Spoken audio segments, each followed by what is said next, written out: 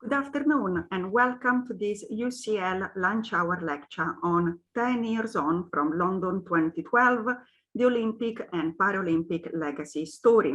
I am Professor Paola Lettieri, Provost for UCL East and Professor of Chemical Engineering at UCL. With UCL preparing the launch of our new campus on the Queen Elizabeth Olympic Park this September 2022, a campus called UCL East, this lunch hour lecture will be looking at some of the work that colleagues at UCL have been doing, working with communities from the east of London. And it's also to give you a flavor of the kind of research that will continue as we open UCL East. So UCL East is the biggest development in our nearly 200 years of history at UCL. It will give us the extra scale and space to continue UCL's research and discovery to find solutions to some of the biggest challenges facing people and the planet today.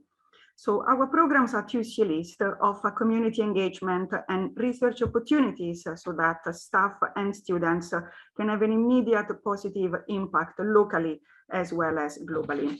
So I'm very pleased to introduce you to our first lecturer today, Victoria Austin. She's the co-founder and CEO at the Global Disability Innovation Hub, GDI Hub in short. So the GDI Hub has a really bold vision, that of driving disability innovation for a fairer world. They were launched as the 2012 Paralympic Games of legacy of the 2012 Paralympic Games in London, which Victoria actually led for 3 mayors. The GDI Hub launched formally in 2016, and since then it has reached more than 22 million people. It has established collaborations with more than 70 partners and 41 countries. So Victoria was previously head of the Paralympic Legacy, Inclusion and Sports Participation at the Queen Elizabeth Olympic Park, where she led the Paralympic Legacy program pre and post 2012. And we wish Victoria good luck because she's about to submit her PhD on technology and disability justice in Sierra Leone. So looking forward to hearing your talk, Victoria.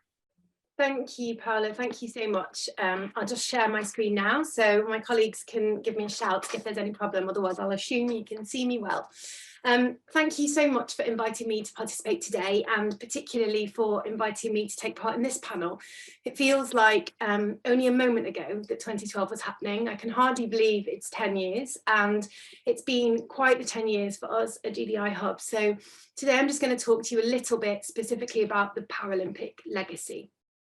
So London 2012 is often heralded as a successful event. What many people don't know is, as well as being called the most successful Paralympic Games ever by the Paralympic president, it was also the most accessible Olympic Games ever, and I believe that's still true to this day. So I want to start with a few lessons that we learned in designing the Paralympic Legacy programme from London 2012. The first lesson I learned was stepping outside of the Olympic Park as the Olympics closed. I was exhausted. I had been working really, really hard with many of my colleagues, and I looked up and I saw this billboard which reads, "Thanks for the warm-up" by Channel 4. And I realised that London was going to do this a little bit differently. I realised that there was a change of tone, that a spark of change was possible, and that the innovation and change mindsets we tried to pump into the process from an inclusion perspective had, at least in some way, been successful. The first thing that we did to ensure the legacy of the Paralympic Games was ensure all of the buildings and the park were designed to world-leading inclusive design standards. This was essential for legacy because obviously as the park comes to be used by many, many different types of people and communities, and at that point we didn't know UCL would be one of them, it's important that we had the most accessible design standards in the world. And the second aspect of our legacy was to work really well with the private sector to ensure the way the facilities were managed and run also took account of disability. So many of my colleagues thought it would be more difficult to encourage the private sector, but actually when we made Paralympic Legacy a scored element of the bidding process for those looking to work on the park, we found that quite a lot of solutions were brought forward to us, like for example the Park Mobility Service, which you'll still see running around the park today. The third aspect that was really important to us was to make sure that we use the power of the Paralympics to make places better for everyone. So on the right hand side of the slide, as I look at it, there's a picture of our built environment access panel of disabled people who participated in all of the planning decisions and actually had a veto and still do. And on the left hand side, you'll see the same area of the park, which as it is now, which is much more open and accessible. And of course, that built environment access panel would be actually able to get to that area of the park now, which they couldn't previously. The fourth aspect was community involvement and engagement. I think many people will talk about that today, but this started in 2005. This is a shopping centre, I believe it's in Walthamstow, and it's one of the early consultations we did to ask what to build and make on the Olympic Park. And actually that still continues to this day. The fifth element was employment and skills. Some of you will recognise Paola, who still works in Loughborough, and others of you will recognise some of the apprentices that worked on the Olympic Park, the most diverse apprenticeship workforce, I believe, both in construction and after and during the legacy phase. The sixth aspect was about using sport, and you might recognise the guy in the middle who had some important role this weekend. Prince Harry came to reopen the park, and actually these are our Power Legacy agents, a group of disabled volunteers that worked with us on our sports programme Motivate East that reached about 1 million disabled East Londoners. He actually got driven on a recumbent cycle straight through the fountain shortly after that picture was taken, and I can say he was a good sport about it. The seventh element was around using culture to make sure we maintain the celebration of disability on the park, and we had a festival every year for 5 years. And we also tried to attract major disability sporting events, and you can still see a number of those events every year on the park, from the Wheelchair Rugby World Cup through to the Disability Athletics Championships. We named an area in the centre of the park, Mandeville Place. Those of you that have visited it might recognise this pavilion that we planted, and also the apple trees that came from the gold medal winning Paralympians' hometowns. It's still there for you to visit. But finally, when we got to the end of the £10 million investment in Legacy, our partners were starting to question what's next. And this was a pop-up conference we held towards the end of that programme, where we started to think about what Global Disability Innovation Hub might be. And you can see Lord Chris Holmes right there, who was our founding chair at the Global Disability Innovation Hub. And so, in a sense, Global Disability Innovation Hub was entirely built out of the legacy of the Paralympics. We exist to continue that movement to accelerate disability innovation for a fairer world. And now we've taken our work in East London internationally. So what was sparked from London 2012 in terms of thinking about who needs to lead this work, how we engage with disabled people in the process, what works and what doesn't work, we've now built into GDI Hub, which is two things. It's an academic research centre located inside UCL Engineering, which now hosts the World Health Organization's Collaborating Centre on Access to Assistive Technology. And we're also a community interest company, which also squats in UCL, which I won. And now we're working with more than 40 partners in more than 70 partners in more than 40 countries across a £50 million programme. And we've published about 150 influencing papers so far. So all that's to say, we think what we learned from London 2012 is that it's important to think really creatively about how we address some of these big global challenges. And we do that through research. We have a broad portfolio of research projects. Through innovation, we run innovation ecosystems across the world. Through programmes to test what works. Through teaching, our master's programme that we run on the park jointly with Loughborough and London College of Fashion, and through advocating for change. And it's through those programmes that we've been able to develop the kind of partnerships that we have. So I wanted to give a flavour of who we're working with and how we're doing that now.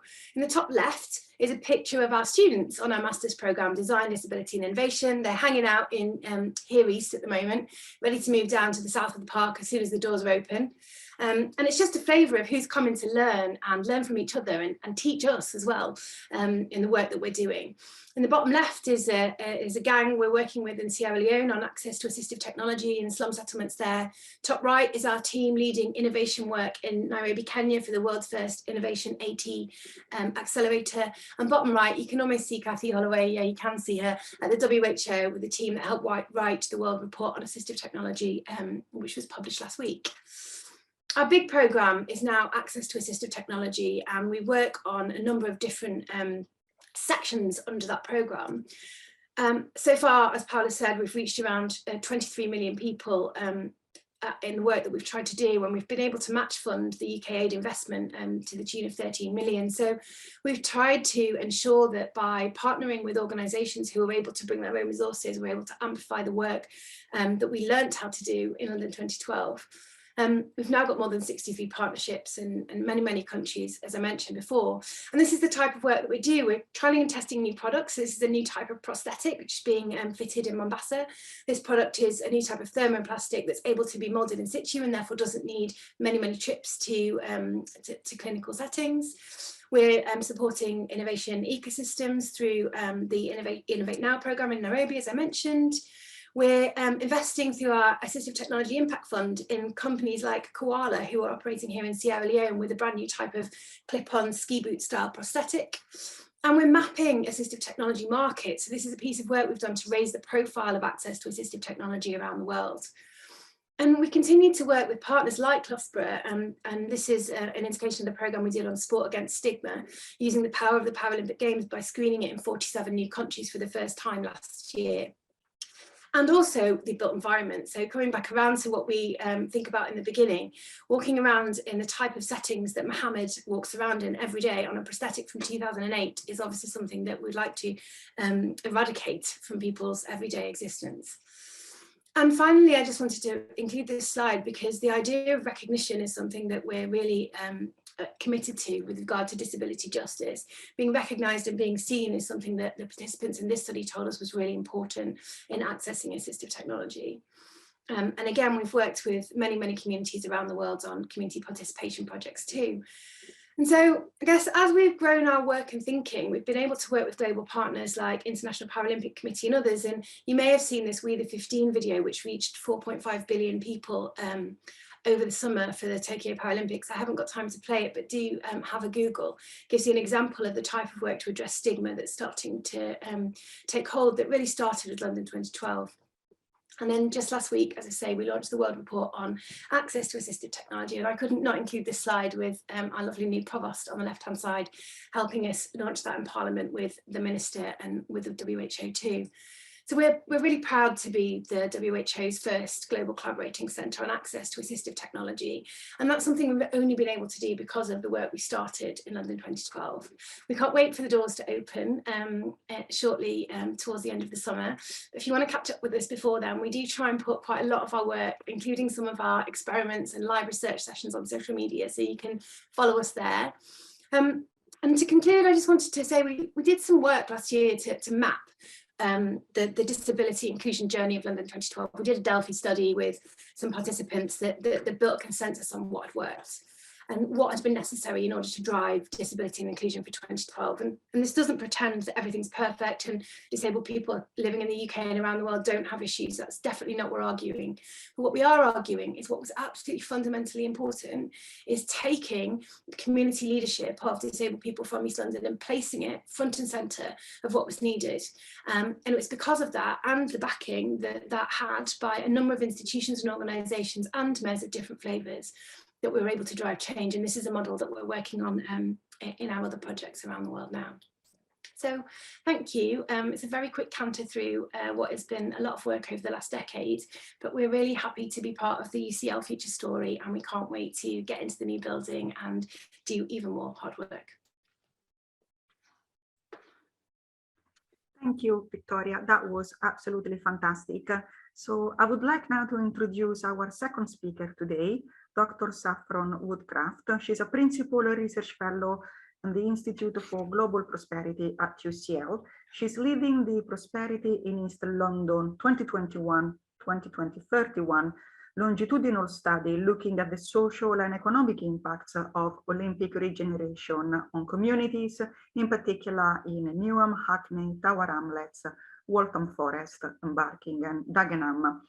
Saffron works in collaborative fashion with citizen scientists, with community organizations, government, policymakers, and businesses, so to make decisions to bring basically local understanding of prosperity into the planning and decision-making processes. So Saffron, over to you. Thank you. Thank you, Paola, and thank you very much to the UCLE's team for the invitation to join this session. Like Victoria, I'm going to give a very quick overview of 7 years of research that's been undertaken so far, and a bit of a look forward to the longitudinal study, which Paola mentioned, which is going to run over the next decade. So I'm going to talk about a long-term programme of research. It's called Prosperity in East London. It's been running at the IGP since 2015.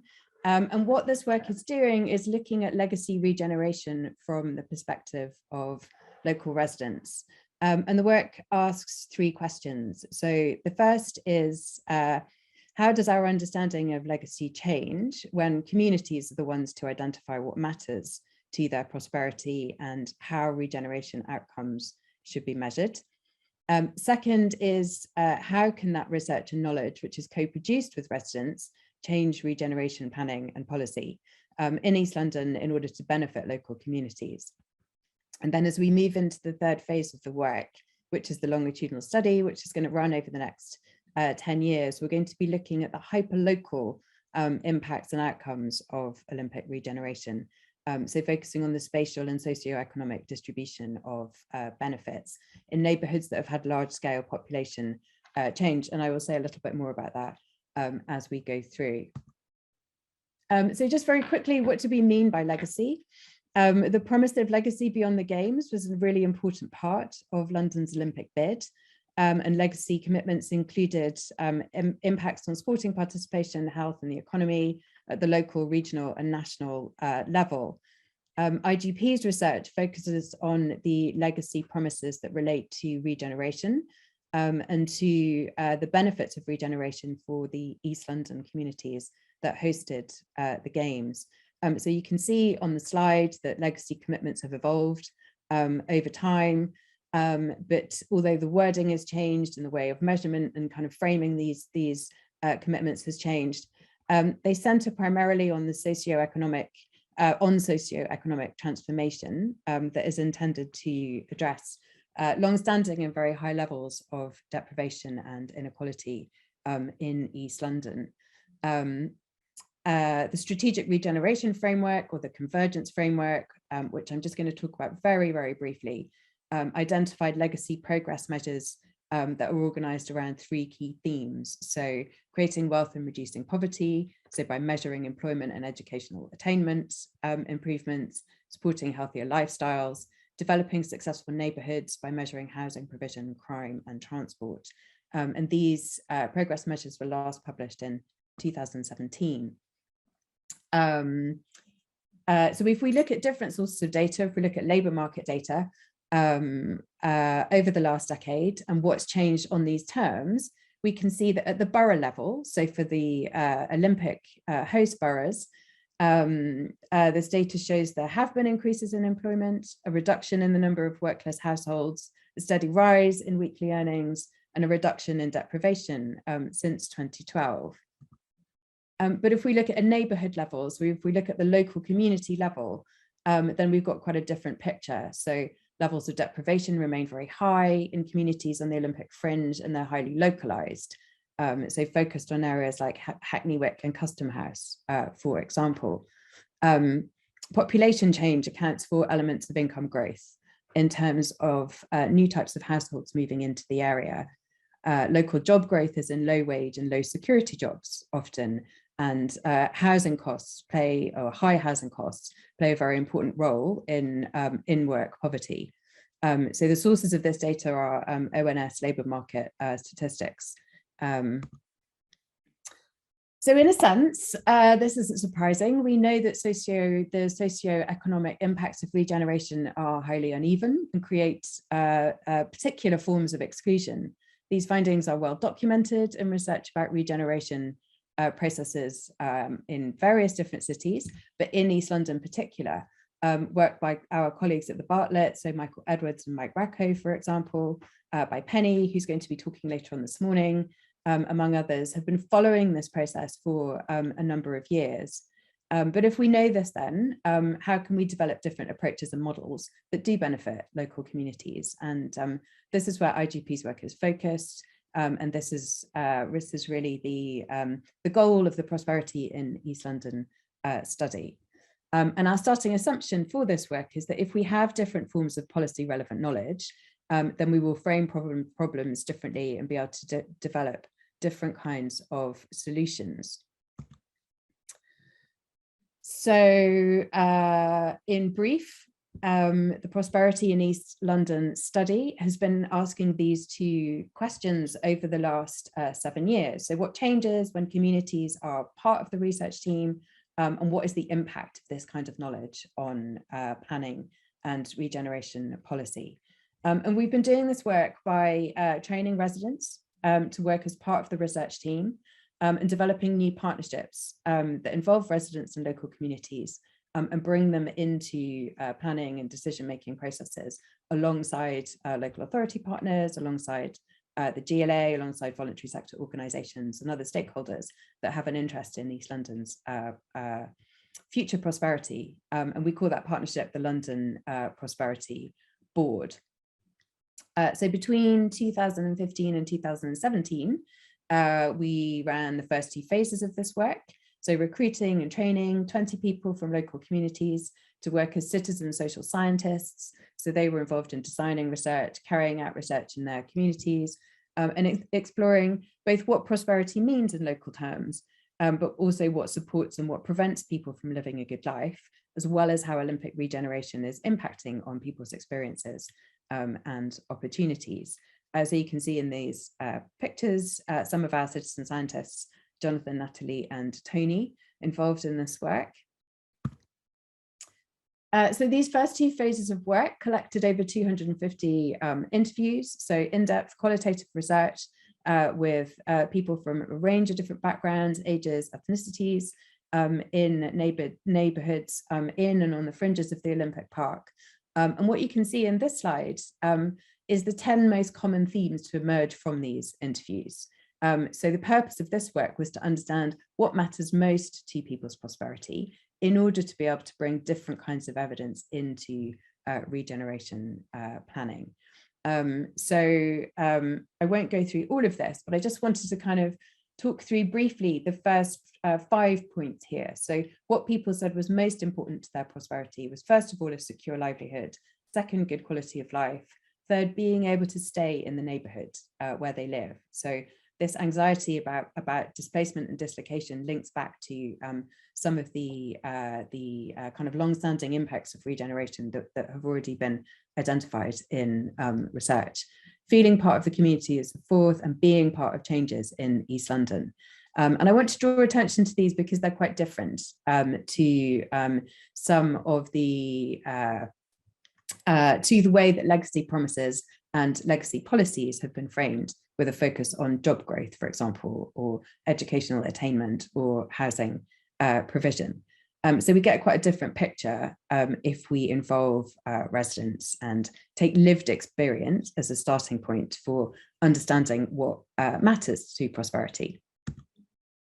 I'm not going to talk through this slide because we don't have time, but I just wanted to draw attention to the London Prosperity Board website, where there's a lot of information about the development of this research over the last 7 years, including stories that have been put together by the citizen scientists, an analysis and a much more detailed discussion of the prosperity themes that I just introduced, as well as reports and survey data.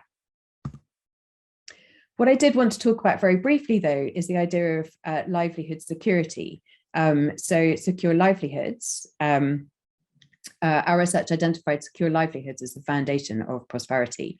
And what you can see here is a kind of representation of the way that people described livelihood security in the research that was carried out by the citizen scientists. And what's significant about this is that livelihood security depends on more than good work. It's about an overlapping set of resources, services, and connections that people need to thrive. So regeneration planning that focuses only on job growth and housing provision, rather than looking at this the complex connections between work and housing and public services, social inclusion and economic inclusion, are never going to deliver on the Olympic legacy goals. So this is the kind of work that we've been exploring with the London Prosperity Board, how we can bring, how having residents as part of the research team, brings a different perspective, how we can develop new concepts, and how those concepts can be brought into future planning. Just very briefly, what you can see here is a visual representation of the work that the citizen scientists have produced. So looking at the 15 determinants of prosperity that emerged from that qualitative work, which we are now using as the basis for our longitudinal study. So over the next 10 years, we'll be using this framework to track changes in prosperity in local areas. What's significant is that this work has been endorsed by the LLDC board as a framework to think about, to inform thinking about legacy moving forward, and that a significant investment is being made in this research, not just by IGP and UCL, but in partnership with our London Prosperity Board partners, so with local authorities, the GLA, voluntary sector organisations, and others. So the citizen scientists are part of this programme.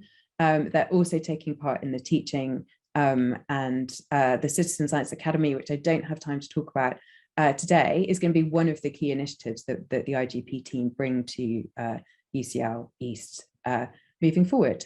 So thank you very much. Quick run through the work. I'm going to hand back over to Paola now. Thank you, Saffron. Fantastic talk. So the next speaker to join us is Dr. Penny Bernstock. She's a senior research fellow visiting the Institute of Global Prosperity. She has a background on the regeneration of East London for more than 30 years. So we're really looking forward to your talk. Penny, she has previously directed the Centre for East London Studies at the University of East London. She's published widely on the legacy of London 2012, including Olympic Housing, a critical review of London 2012's legacy. Penny, over to you. Thank you. So I'm going to talk a bit today about broken promises. I'm going to roll back to some of those legacy promises. So I'm going to focus on the gap between what the legacy housing promises were and what the housing outcomes have been. And I'm going to focus on two things. The first is that there is a lack of affordable housing on the park.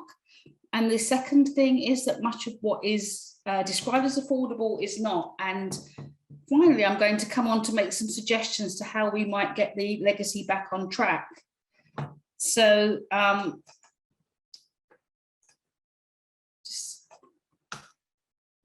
So going back to the bid then, it's hard not to be impressed when we walk around the Olympic Park and we see the scale of development, conversion of venues for long-term use, new jobs, and the architectural quality of much of the housing. But the key question that I've been asking through my research is, who is this for? And so I want to roll back to 2005 and think about one of the key promises was to regenerate the area for the entire benefit of everyone that lives there, to be a model of social inclusion. And I think that's really, really important, because it was really about not just about thinking about regenerating space, as had happened in Docklands, where you had regeneration that sat in rather than connected to an area. The project, the legacy project, is very much about connecting what happens on the park with the needs of existing communities. And I think that's where the disjuncture has been in terms of legacy. So here's a kind of chart thinking about some of the promises to just kind of remind people. So in 2005, Ken Livingstone gave a speech to the IOC in Singapore, and he said there'd be a huge increase in the number of affordable housing built in the area. We can see here Ken Livingstone, Sebastian Coe, and John Biggs, GLA Assembly member at the time, signing an ethical charter committing to community land trust housing and a range of benefits for communities. And that signature had preceded a kind of letter that set out that there would be 50% affordable housing. But over time, there's been a kind of reneging of those commitments. So, for example, in 2010, the OPLC master plan said that there would be 35 to 40%. And in 2012, the Legacy Community Scheme began to talk about a minimum of 20% affordable housing on the park. Now you can imagine that 80% market housing and 20% affordable housing is a long way from kind of what we imagined back in 2005. And what I'd also say is that through my research, I can see that there is a real attempt by policymakers at the London Legacy Development Corporation to restore some of those commitments, but they're experiencing quite a lot of difficulty in doing that. So this slide then is trying to think, one of the biggest things is to imagine, we look at the park and it all looks fantastic, but if you go outside of the park, I'd say that there's real housing misery and people living in some of the most extreme housing conditions. So if England has a housing crisis, then Newham, one of the key legacy boroughs, is the epicenter of that housing crisis. And I'm currently doing some research on inadequate housing and educational experience, and it has been really shocking to see the number of families sharing bathrooms, children sharing bedrooms with their parents. So that there's a huge amount of housing need and a desperate need for affordable housing. So the legacy can be understood in three kind of ways: East Village, 5 new neighbourhoods, and planning gain. I'm going to briefly touch on all of those. So this is housing at East Village, and I want to highlight one of the problems that we have through my research has kind of become clear. So we can see in the first pie chart, if we divide housing on the Olympic Park on the East Village, half of it is social rent, 49% affordable, and that is genuinely affordable. But the other half of it is intermediate housing, and that maps to the market. And over time, as values have gone up on the park, has gone up considerably. And so the second pie chart illustrates the problem quite clearly if we think about the world in one city, the multicultural nature of East London. So this is data from 2017, and it's showing that the number of British people who have bought houses, have bought through the shared ownership on the East Village, and it's 78% white British. And yet I checked the ONS data this morning for Newham, which is 13% white British. So you can see there's an issue there, something for us to think about. And the issue of genuinely affordable, it kind of is played out across the park. So here we have Chobham Manor. So it's 35% affordable, but when we look at genuinely affordable in relation to people's incomes, it drops to 23%. Stratford Waterfront, sadly, fantastic scheme that it will be, there will be 0% genuinely affordable housing because it's all shared ownership, and it's likely to have a minimum income of 60,000 in comparison to the household incomes.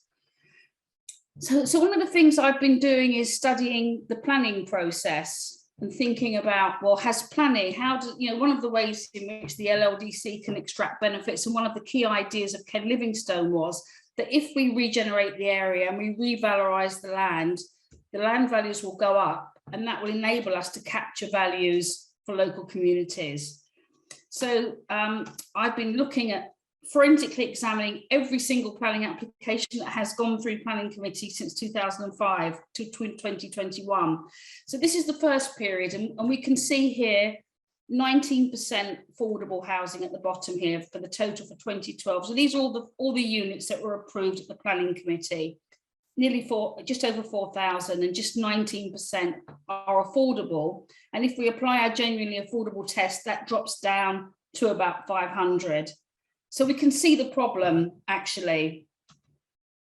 I've just gone up to date to try and look as far as I can to see, has there been a change? So this is data for 2017, 2018. 32% affordable, but when we apply the affordability, genuine affordable, is 8%, 6% in 2018, 2019. But the good news is that things are changing, and there has been a policy change since 2019, 2021, I think partly explained by an increase in grant aid.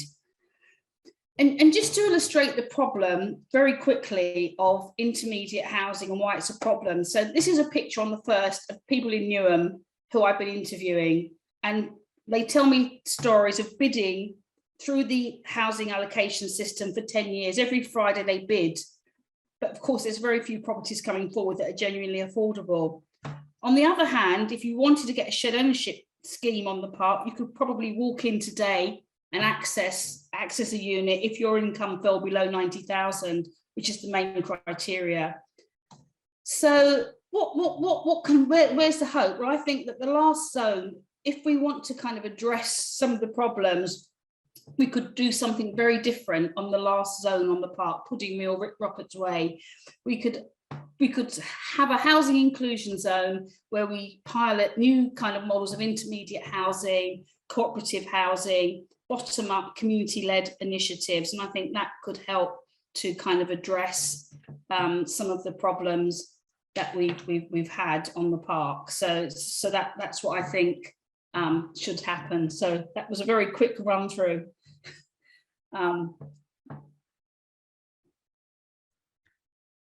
Thank you, Penny. That's very interesting and a very real problem that needs to be tackled indeed. Our next and final speaker for this morning is Dr. Clare Melhuish. She's the Director and Principal Research Fellow of the UCL Urban Laboratory. So Clare's research has focused on the role of universities in urban regeneration, and she's the co-editor and contributor to a new book on co-curating the city, universities and urban heritage, past and future. Clare, over to you. Thanks very much, Paola. And I'm going to just wind up this really interesting conversation with my fellow panelists with a few words about the Olympic legacy in relation to culture and heritage on and around the park. So as we know, the London Borough of Newham suffered disproportionately from the impact of the COVID-19 pandemic. And that really opened up new questions, I think, about the intersection of public health, economic precarity, and a wide range of urban inequalities, which the Olympic and Paralympic legacy had been intended to address through the regeneration of East London. And as we start to emerge from that crisis, I think that culture and heritage have become more important than ever in discussions around recovery, healing, and future resilience in East London. And this is a theme that you can read about in the new book that Paola just mentioned, and another co-edited book, which I and Urban Lab colleagues have contributed to.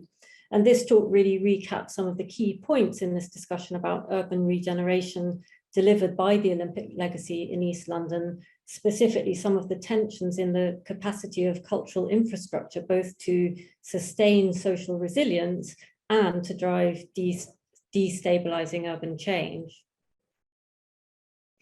To start, I think it's worth noting that culture and heritage weren't explicitly identified as significant elements in the original Olympic legacy promises for regeneration, unlike sport, housing, jobs and opportunities, a new park and transport infrastructure. And it was only after Boris Johnson became mayor that the so-called Olympicopolis emerged in 2014 as a key element of the park's post-Olympic transformation, sacrificing a percentage of the promised affordable housing quota and framing an offer to key education and culture institutions to set up home on the park on favourable terms, including UCL. This subsequently became known as the Culture and Education Quarter, and then East Bank when Sadiq Khan became mayor in 2016. In fact, this initiative did represent something of a throwback to earlier debates about the regeneration of East London in the 1990s, following the decline of the docks and manufacturing. Anna Wyatt, writing in 1993, refers to an improving education infrastructure in the area at that time, but also, and I quote, a need to consolidate and maximize the collective potential of the heritage and tourism attractions in the area. And she also noted that little value was attributed to the area's character as, and again I quote, one of the most culturally diverse in Europe with a distinctive history and heritage base. And she recommended drawing attention to East London as a main focus for ethnic minority culture in London, commenting that the depth of the activities promoted by these communities are not really seen or appreciated in London. So I think these are quite interesting points to consider when we think about the legacy of the Olympics for culture and heritage in the area. At the time when Anna Wyatt was writing, the Olympics weren't anticipated as a driver of regeneration. But following the Games, the London Legacy Development Corporation set about delivering the legacy use and community regeneration pledged for the park area and its environs, based on a broad commitment to the transformation of East London into a new focus for the growth of the knowledge economy. And this would be powered by what they called a dazzling new arts and culture cluster, alongside retail, business and new housing. Today, the development of plans for the East Bank Cultural and Education Quarter are the realization of that vision, and one that represents a radical transformation of the historic and existing cultural and heritage infrastructure of East London. In 2017, research conducted by Urban Lab revealed significant concerns among local community organisations that this wasn't actually in their best interests. For example, well-established local destinations such as Stratford Cultural Quarter outside the park, including the Stratford Royal Theatre, have suffered at the expense of the East Bank development. The challenges faced by small-scale local community organisations which sustain the existing cultural infrastructure are to a great extent embodied in the promises made around the concept of a £1 billion culture powerhouse or culture boost, bringing a huge influx of new people into the area, particularly university staff and students, as pictured in the previous slide. And local organisations said at that time that funding had been funneled towards the big players, representing national institutions and identities, and jeopardizing the opportunities that they've provided for many years for local people from different ethnic and cultural backgrounds to participate in the arts, including dance, photography and film, art, poetry, literature, music and heritage. And this has created, they said, a significant cultural and geographical divide between the park and surrounding neighbourhoods. To an extent, then, it seems that Anna Wyatt's recommendations have been disregarded. The framework for the new interventions led by the LLDC was a strategy for arts and culture published after the Games, which highlighted the need, and I quote, to build on the heritage of the area by enlivening our public spaces and connecting with local communities. And it was shortlisted in 2013 for the UK's Placemaking Awards. But the programme focused on the creation of new permanent artworks and architectural icons, essentially.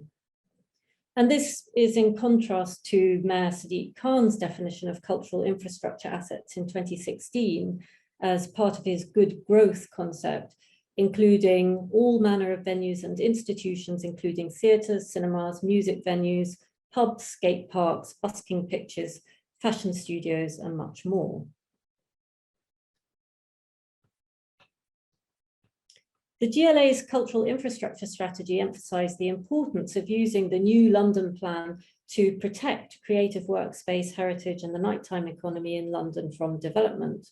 And one of the positive effects of this report was the designation of Hackney Wick, west of the park, in 2018 as a creative enterprise zone, defined as a bold new initiative for London to secure our future as a cultural capital and ensure artists and creatives continue to call this place their home, and providing some degree of security for small-scale live-work accommodation in the face of accelerated development. But in 2017, again, a new report from the London Assembly Regeneration Committee argued that while culture helps boost communities, the dangers of gentrification stemming from culture-led regeneration were very real. So I think a key problem with the LLDC's culture and heritage strategy was its dismissal of the Olympic Park's past history as an industrial wasteland or a fridge mountain, rather than as an infrastructure supporting livelihoods and social relationships.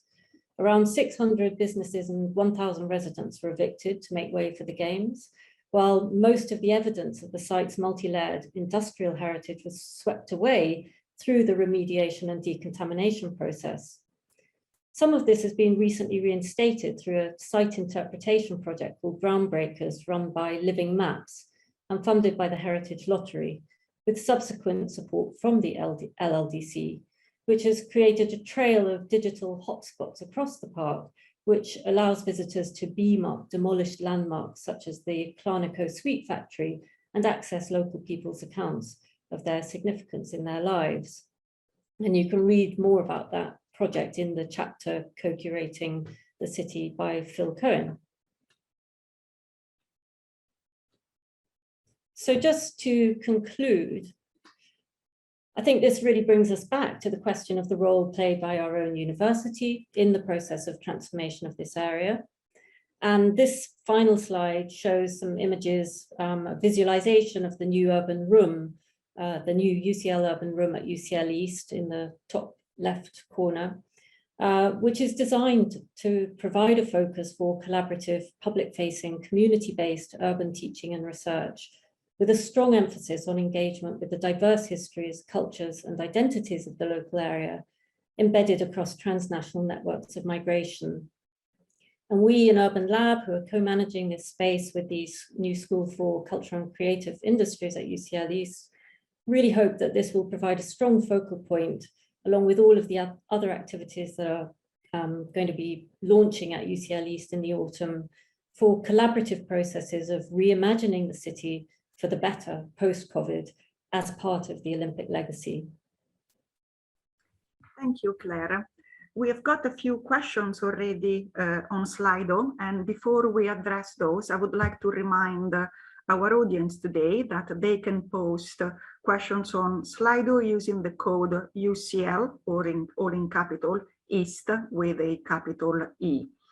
So just to give you a summary before we move to the questions about what we have heard today. So we've had 4 incredible talks, very rich in content. So starting with Victoria Austin, who reviewed the lessons learned from the 2012 Paralympic Games when we talk about inclusive design and thinking about disability and the work that the Global Disability Innovation Hub has been doing to address some of these challenges.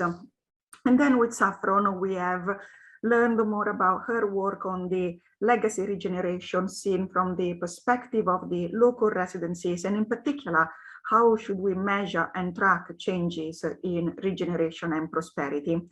The question about affordable housing is, thank you, Penny, that it's very key and it's crucial when we look at projects that follow the Olympic Games.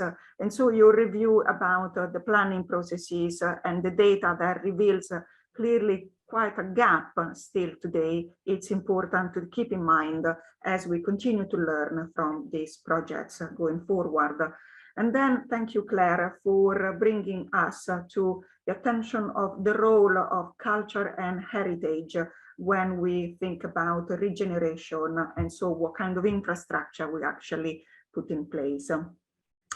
We've got a variety of different questions. The first one is to Victoria, and it's what are the research areas that the GDI Hub will be focusing on at UCL East over the next decade that stand to make the biggest impact on people's lives?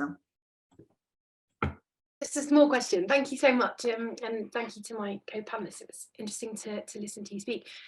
GDI has a number of priorities. We work on inclusive design of the built environment, and we're rolling that out across testing in 6 cities around the world and working with partners such as Asian Development Bank and others to try and come to a set of principles on inclusive design that can be used in different contexts. And related to that, we've been able to do some work recently, including at COP, thinking about what that means for inclusive climate and crisis resilience, which is another of our priorities. We continue to be very committed to our work on assistive technology and also mainstream accessible technology, which has come on leaps and bounds in the last couple of years, and actually it's reaching larger numbers of people than we may have expected in previous times. And then we keep working on inclusive social development too, which is probably the area closest to my heart.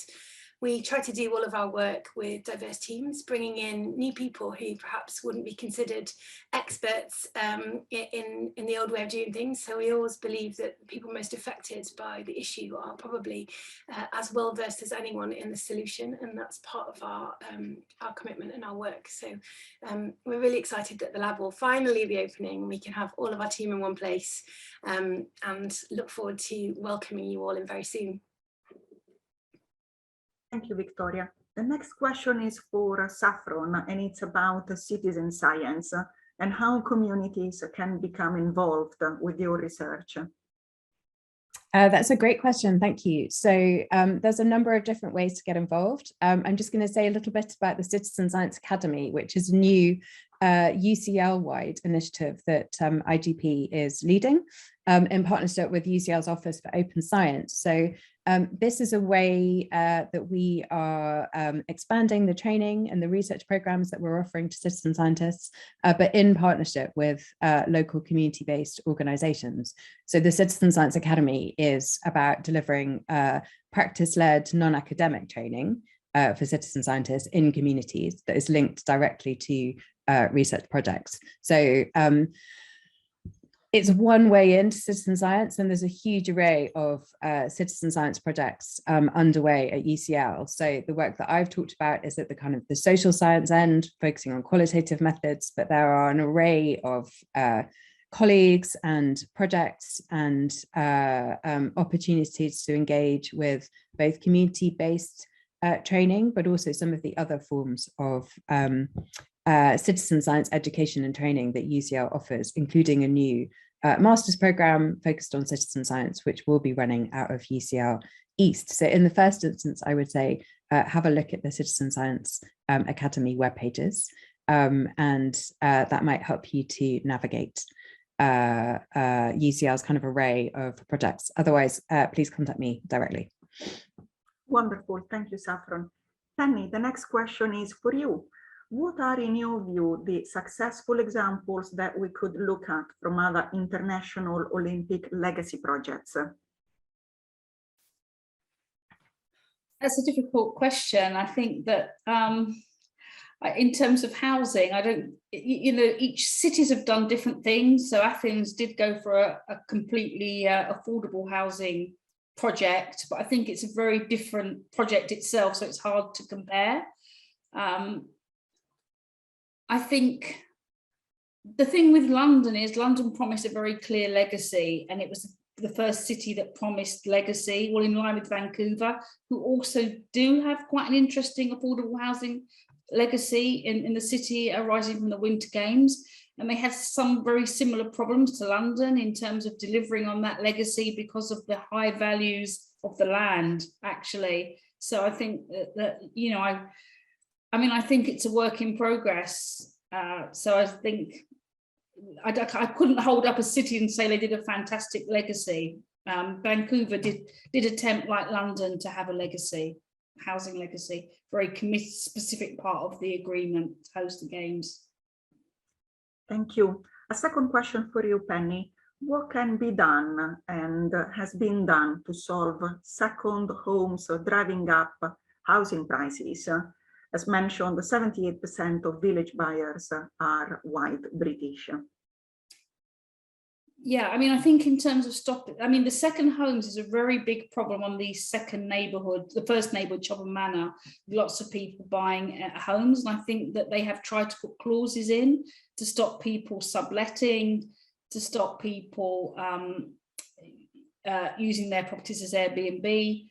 But I think it's quite, I think there has to be much more stringent controls about who gets housing, but then that doesn't align with the market model in a sense. It's those kind of tensions. The developers will not want to build if they have huge amounts of red tape around who they can sell to. And sadly, it's a sad indictment that so many of the people buying homes do leave them empty. These are second homes or third homes or just completely investment properties. So I think more regulation, but I think in a market model that becomes very difficult to kind of implement. But I definitely think we do need more controls. I think we all agree with you on that. For all speakers now, what is next for East London and what hopes do you have for the future? Who would like to start? Saffron? Well, for me, I would like to see livelihood security become a kind of primary focus of regeneration planning and policy. So to put livelihood security, to make livelihood security a kind of priority outcome. And that means moving beyond just a kind of job growth and market-led housing provision model to think about a much more kind of integrated So integrating policy concepts that are often dealt with separately.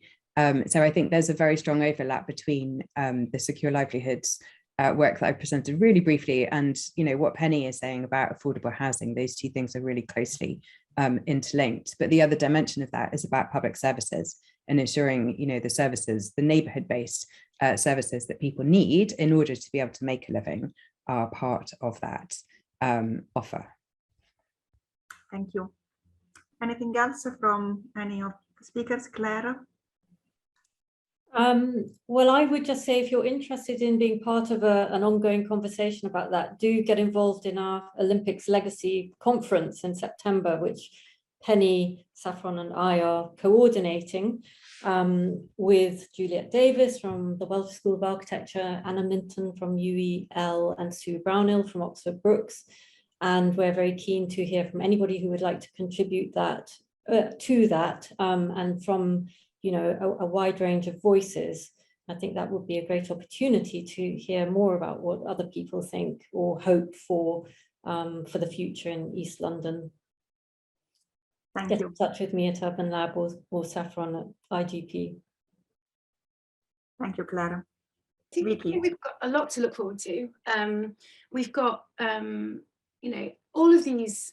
I visited many host cities and bid cities, and there's always compromises about what the priorities are, what gets translated, what gets politically accepted, what gets backed, what gets funded, and we've discussed some of those compromises today. I think what's really exciting coming forward in East London is that we're still seeing more homes being delivered, we're still seeing more jobs being delivered. Having UCL open its doors in Stratford is a phenomenally game-changing thing.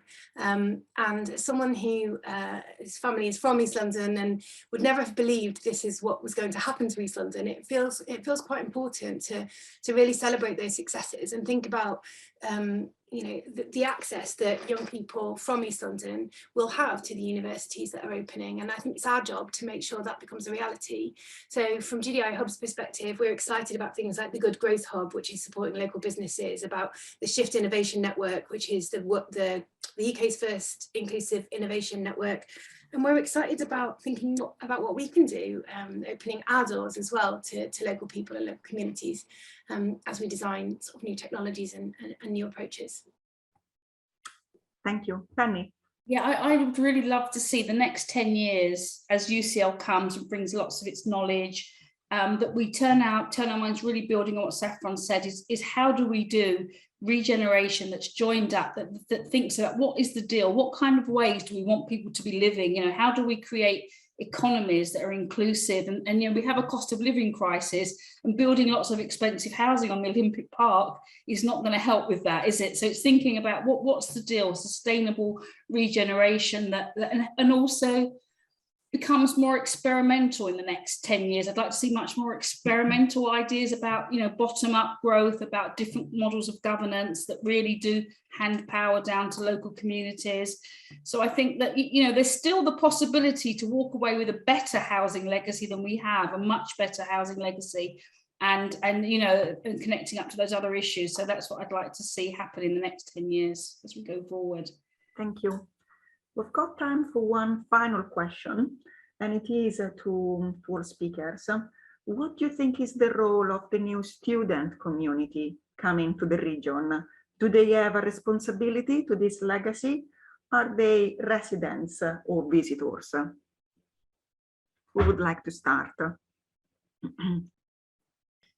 I could say something about that. I think that, there's always a problem, of course, with student communities in cities, basically because student communities are quite transient and they're ever changing. But I think the whole agenda around UCL East, and just speaking specifically from Urban Lab and about our new program, the MASC Global Urbanism, is that we want to create a framework in which our students can really benefit from opportunities to engage directly with local communities and really become embedded in the area as much as possible during the time that they're with us at UCL, and that they'll take something away from that which is really valuable and will kind of inform their outlook for the rest of their lives, I hope. So yeah, I think in that sense, the UCL East development is very much part of a kind of trend in university-led regeneration, if you like, which really focuses on the place-based nature of universities in specific localities. Thank you, Claire. It's 2 o'clock, so at this point I would like to thank you all, our speakers for today, and I would like to thank the audience for being with us. I'd like to mention also, before we conclude, our next lunch hour lecture that takes place on Thursday, the 9th of June. It focuses on designing for citizen science in the global north and south. Thank you.